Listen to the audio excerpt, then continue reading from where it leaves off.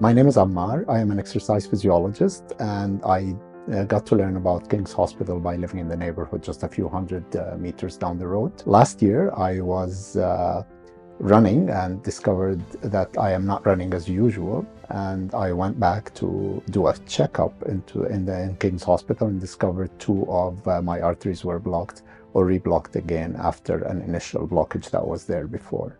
So I discovered my blocked arteries a couple of years ago, surprisingly, being tested coincidentally for one of the races that I was supposed to go into. Of course, that was one of the biggest surprises of my life because I had just ran 100 kilometers 3 weeks earlier, and I thought I have a clean bill of health. I live the healthiest lifestyle, and I never thought that that would be one of the problems that I would face from a health point of view. 2 years later, when I was running again and kind of slowed down a bit, I was like, oh my God, could it be happening again? And I actually came for the checkup and discovered that yes, that was the fact that another two blockages had developed in the heart, plus a bit of a narrowing of one of the valves that is still there, but hasn't been replaced.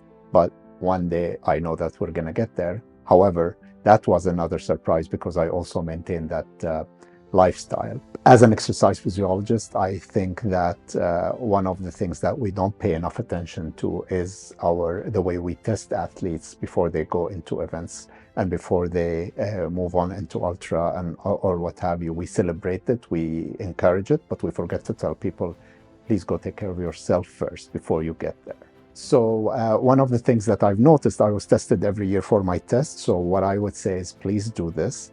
Although your normal ECG or whatever might be sufficient to get some of the cases, but for you to be tested properly, I think a CT scan is the only proper way to do it. Because if you can run ultras, you definitely will go through the graded test without any problems or without showing signs of being fatigued. Please go ahead and focus on the new types of tests.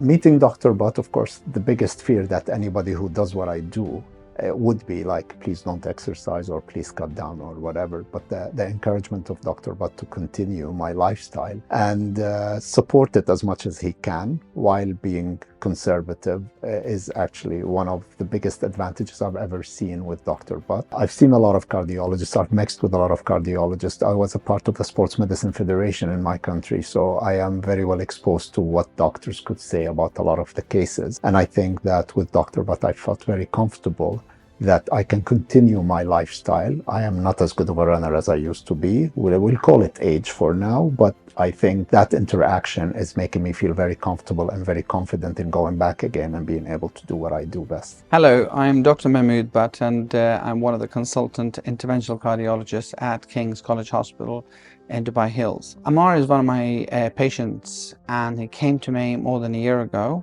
At that time, he has already had a stent for one of the blocked arteries. On discussing his past medical history, I found out that he's been a keen athlete and has been running for long distances for a fair long time.